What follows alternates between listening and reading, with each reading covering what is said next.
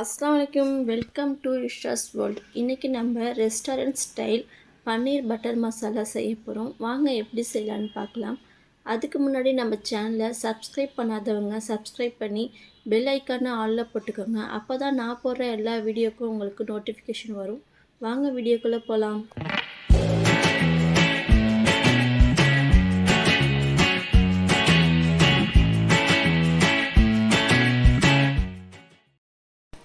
ஒரு பேனில் கொஞ்சமாக பட்டர் ஆட் பண்ணி 2 வெங்காயம், 2 தக்காளி, 2 பச்சை மிளகாய் கட் பண்ணி வச்சுருக்கேன். இதை இப்போ நம்ம ஆட் பண்ணிக்கலாம்.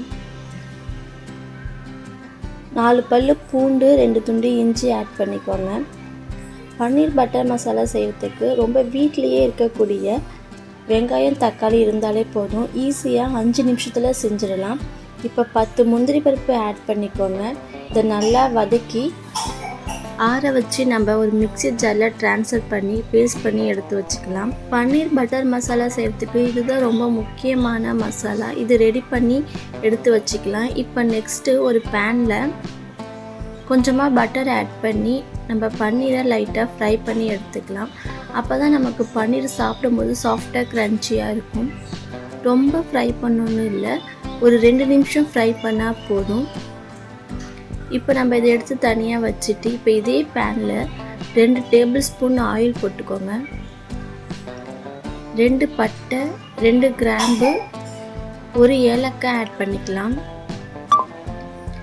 இப்போ நம்ம அரைச்சி வச்ச மசாலாவை ஆட் பண்ணி இதோட பச்சை ஸ்மெல் போகிற வரைக்கும் நல்லா வதக்கி விட்டுக்கோங்க.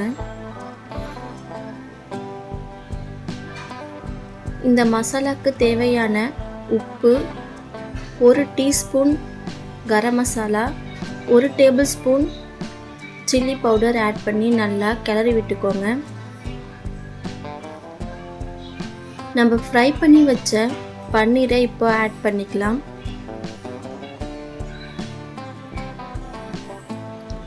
இது ரொம்ப குக் ஆகணும்னு இல்லை, பன்னீர் ஆல்ரெடி நம்ம ஃப்ரை பண்ணி எடுத்துருக்கோம்.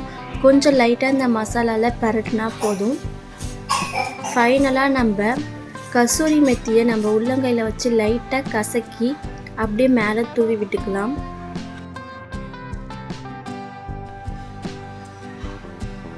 ஃபைனலி நமக்கு பன்னீர் பட்டர் மசாலா ரெடி ஆயிடுச்சு.